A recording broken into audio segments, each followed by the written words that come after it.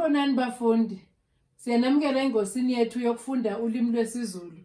Namhlanje sizofunda ngokuhluza umdlalo. Siqala ke ngohlaka. Uhlaka isakhiwo sendaba okuyisingeniso, iphakathi naphakathi kanye nesiphetho.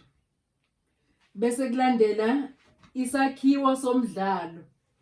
Isakhiwo somdlalo ke kuba isingeniso, udweshu, uvuthondaba kanye nesiphetho nobudlelwane bakho konke lokhu kwenza isakhiwo somdlalo.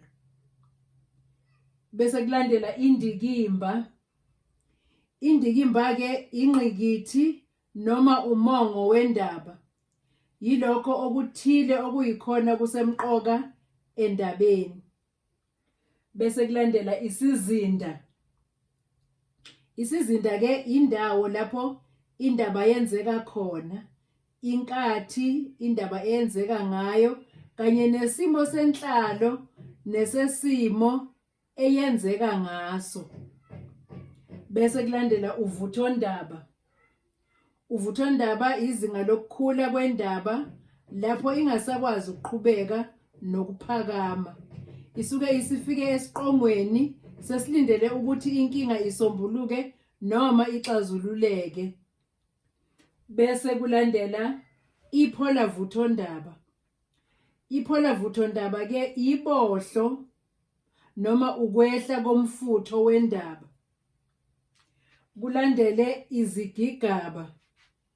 Izigigaba ke yilezo zenzeko noma izigameko ezihlelekile ezenzeka endabeni engaba umdlalo, inoveli noma indaba emfushane. Bese kuba khona ke abalingiswa. Abalingiswa ke abantu abalingisayo abenza izigameko, izigigaba noma izenzeko ezahlukene endabeni.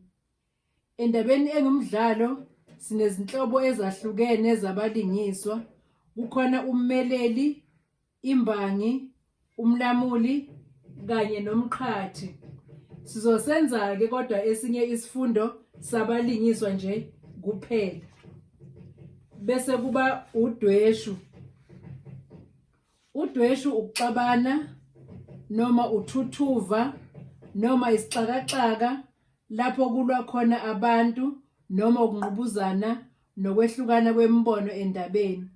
Udweshu lwehlukene kabili. Kukhona udweshu lwangaphakathi nodweshu lwangaphandle. Sophinde senzeke futhi esinye isifundo bafundi esichaza ngodweshu. Siphela lapho ke isifundo sethu sanamhlanje bafundi. Siyacela ukuthi nichofe ku-subscribe, nichofe u-like kanye no-share ukuze lesi sifundo sethu sifikelele kubafundi abaningi. Siyabonga bafundi, nisale kahle.